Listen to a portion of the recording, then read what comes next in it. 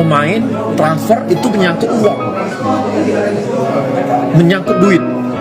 Yang bayar pemain siapa? It's you want to play against the best players, and you could see after 1 minute. Dan kami juga sedang mendorong juga beberapa tambahan. Bek sayap yang berkarir di kasta kedua Liga Belanda ini sempat mendapat pertanyaan apakah dirinya bisa bermain untuk timnas Indonesia. Pasalnya, pemain yang berposisi mirip dengan Calvin Verdong ini punya nama yang menjadi ciri khas orang-orang keturunan Maluku meski dia kini tinggal di Belanda.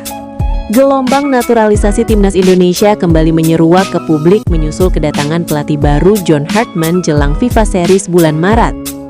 Setelah peresmiannya, John Hartman bahkan secara terang-terangan menyebut kalau dirinya akan ke Eropa untuk memantau beberapa diaspora. Di sana, John Hartman menjelaskan jika dia ingin mengamati para pemain diaspora yang memiliki kecerdasan taktikal hingga kenyang pengalaman internasional.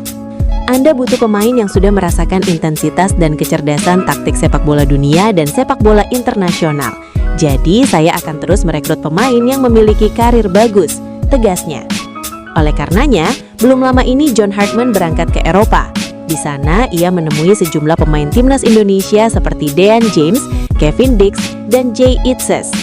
Walau begitu, bukan tidak mungkin jika dalam agendanya ke Eropa, John Hartman juga menemui diaspora yang belum berkesempatan bela timnas Indonesia.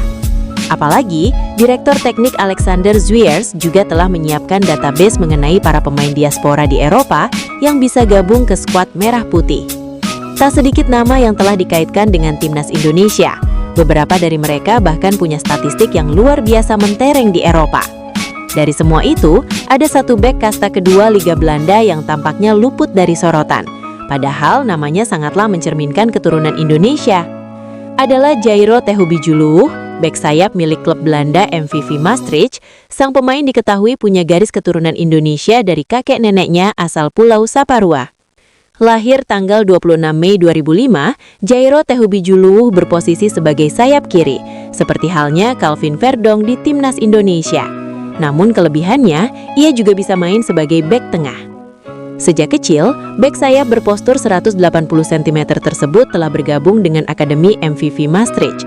Ia promosi ke tim U18 pada musim 2021-2022.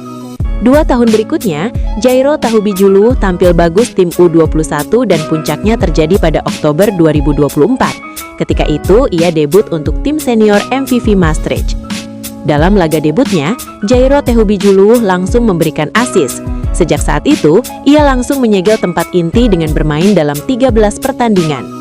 Punya kelebihan sebagai pemain berkaki kidal, gaya permainan Jairo Tehubijuluh juga dipadukan dengan ketahanan fisik hingga ketetapan teknis ala Eropa. Ia juga dikenal sebagai bek sayap yang menawarkan stabilitas pertahanan sekaligus daya serang, membuatnya menjadi pemain dengan atribut terlengkap di Belanda. Namun sayang, kiprahnya kurang begitu dikenal bahkan di supporter timnas Indonesia sekalipun. Aksinya pada musim ini bersama MVV Maastricht pun agak terhambat. Ini karena Jairo Tehubijuluh mengalami cedera sehingga penampilannya di musim ini terhenti pada 10 kali pertandingan dengan catatan 1 assist. Menarik ditunggu, apakah John Hartman akan mempertimbangkan Jairo Tehubijuluh sebagai pemain naturalisasi selanjutnya bagi timnas Indonesia. Jairo Tehubijuluh sepanjang kariernya belum pernah bermain untuk negaranya yakni Belanda, baik di level junior atau senior sekalipun. 2 berlian gacor eligible dinaturalisasi timnas Indonesia bentrok di 16 besar ACL2. 1 pernah digilas Persib Bandung, John Hartman cek. Ajang ACL2 babak 16 besar menyajikan pertarungan 2 pemain yang eligible dinaturalisasi timnas Indonesia, di mana dalam laga Bangkok United kontra MacArthur FC di babak 16 besar ACL2, 2 pemain keturunan yang santer dikaitkan dengan timnas Indonesia saling bentrok.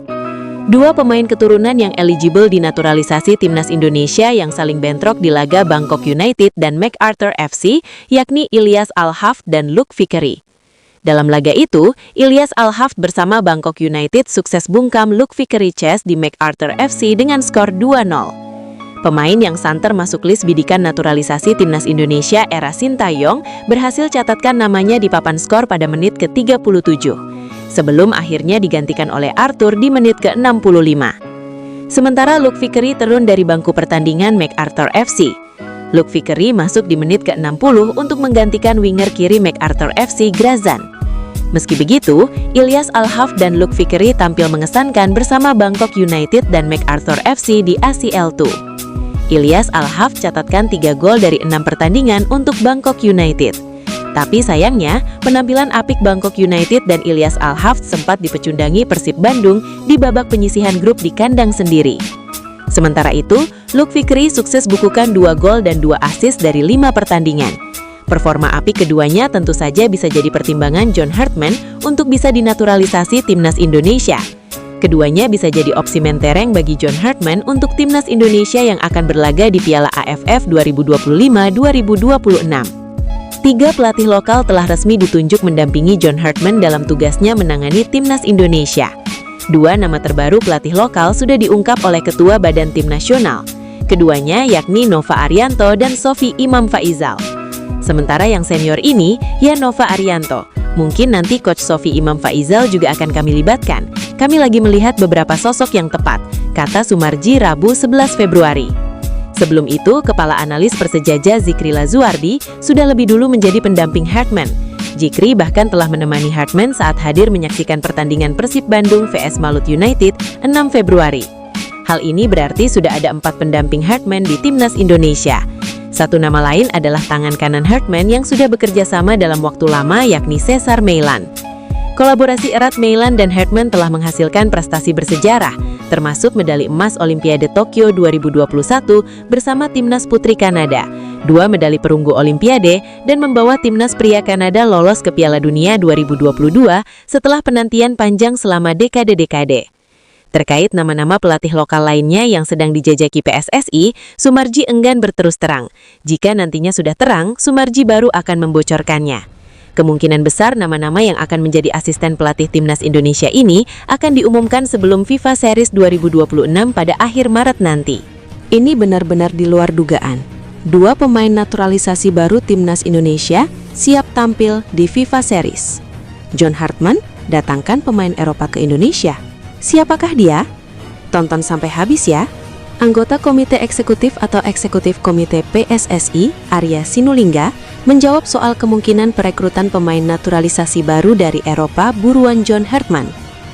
John Hartman sudah berkunjung ke Eropa melihat aksi-aksi pemain timnas Indonesia jelang agenda skuad merah putih dalam FIFA Series. Pada awal perkenalan sebagai pelatih timnas Indonesia, Hartman sempat menyebutkan rencana mencari pemain baru untuk dinaturalisasi.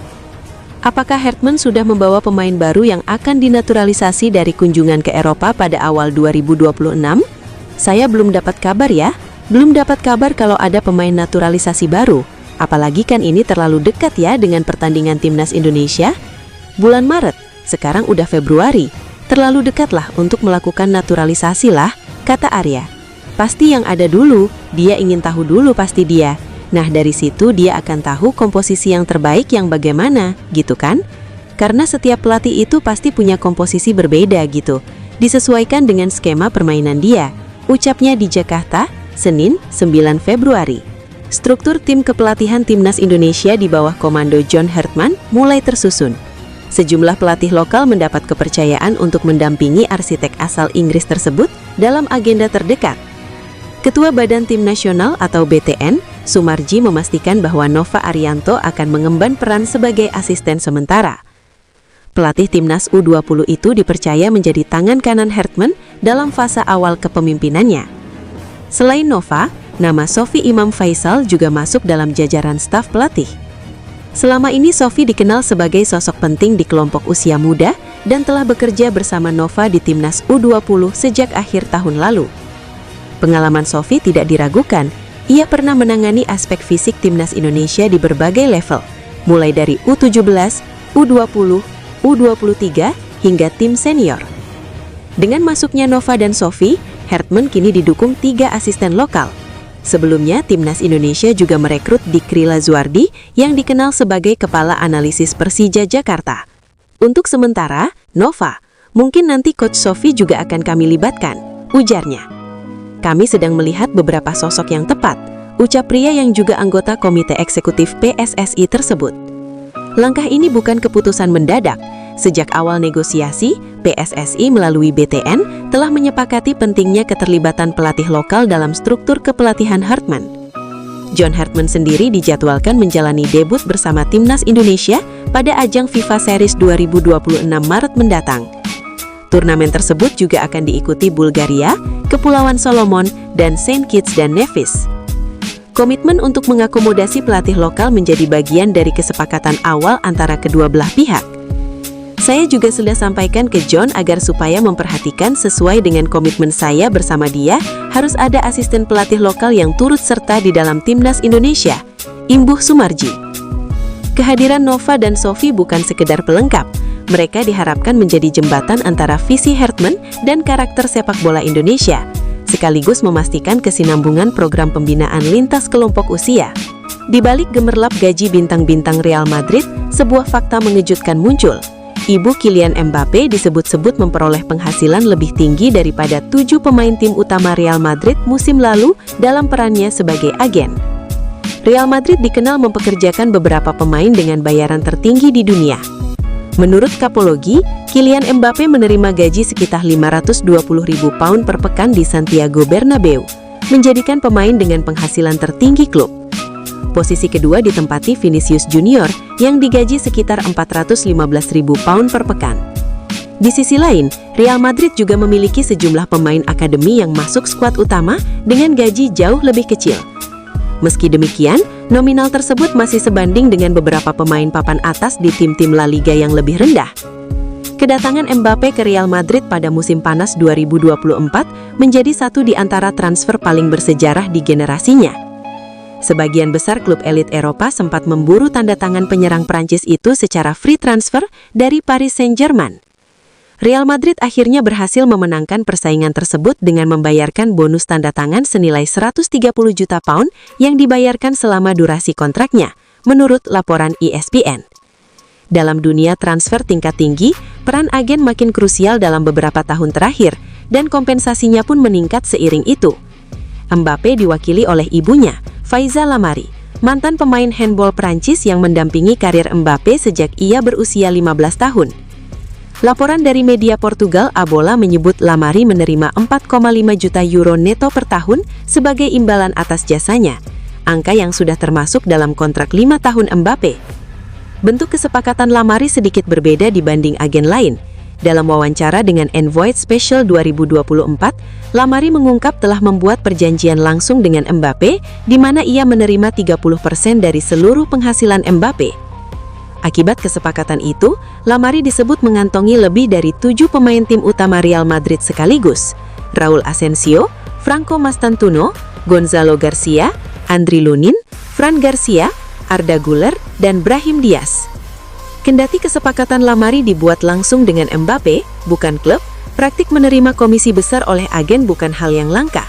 Contohnya agen Neymar, Pini Zahavi, meraup sekitar 45 juta euro ketika kliennya menandatangani transfer rekor dunia senilai 198 juta pound ke Paris Saint-Germain pada 2017. Sementara Mino Raiola, agen Paul Pogba, menerima 24 juta pound dalam transfer Pogba ke Manchester United pada 2016. Sebagian besar klub biasanya membayar komisi standar 10% dari gaji pemain untuk agen, dan agen juga bisa menerima bagian dari paket transfer secara keseluruhan. Dalam kasus Mbappe, Real Madrid tidak mengeluarkan biaya transfer karena kontraknya dengan PSG sudah habis. Namun itu memberi kesempatan bagi penyerang Prancis itu untuk meminta bonus tanda tangan besar yang turut mempengaruhi negosiasi agen. Pemain Timnas Indonesia Dean James mengalami cedera dan harus absen membela klubnya Go Ahead Eagles dalam persaingan Eredivisie 2025-2026. Timnya takluk 3-1 dari Heerenveen pada partai tunda pekan ke-20 Kamis, 12 Februari 2026 dini hari. Go Ahead Eagles berstatus tuan rumah menghadapi Heerenveen tanpa diperkuat Dean James yang hingga kini belum diungkapkan secara mendetail mengenai jenis dan tingkat keparahannya. Dalam laga ini, posisi yang sering ditempati Dean James diisi oleh Alphonse Sampet. Laga berlangsung sengit di babak pertama hingga tak ada gol yang tercipta. Baru pada menit ke-54, Go Ahead Eagles membuka keunggulan lewat gol Julius Dirksen menuntaskan umpan Jacob Breum. Namun tim tamu Heerenveen mengamuk setelah kebobolan. Hanya berselang 4 menit saja setelah gol tuan rumah, Lasse Nordas menyamakan kedudukan menjadi 1-1. 10 menit kemudian Lasse Nordas mencatat brace setelah menyelesaikan assist dari Maxence Rivera. Menit ke-81, giliran Jacob Trenskov memastikan kemenangan Heerenveen dengan memanfaatkan umpan Maxence Rivera. Skor 3-1 untuk keunggulan Heerenveen bertahan hingga laga usai. Hasil buruk bagi Go Ahead Eagles yang sudah tak merasakan kemenangan dalam 10 laga terakhir di Eredivisie. Posisi mereka di klasemen juga cukup rawan longsor, dengan nilai 23, hanya berjarak 6 poin dari tim penghuni zona degradasi, dengan kompetisi menyisakan 12 pertandingan lagi. Pelatih Go Ahead, Melvin Bol, menyoroti performa timnya yang bermain buruk, terutama gol sepele saat Heerenveen menyamakan kedudukan, yang kemudian menjadi titik awal kekalahan timnya. Kita memberikan tendangan sudut dengan sangat mudah. Kita harus merasakan situasi yang kita hadapi, tuturnya. Dikutip dari Football Primavera. Dengan situasi susah menang di 10 pertandingan beruntun dan posisi di papan klasemen yang mengkhawatirkan, membuat Go Ahead Eagles harus mati-matian bangkit di laga tersisa. Berikutnya mereka akan bertandang ke markas Feyenoord. Kita butuh kemenangan, kemudian kita harus menghadapinya dan menembakkan bola. Kita bisa berbicara satu sama lain sepanjang minggu, tetapi saat-saat seperti itulah kita harus menunjukkan mentalitas mati suri. Itu terlalu mudah, jelasnya.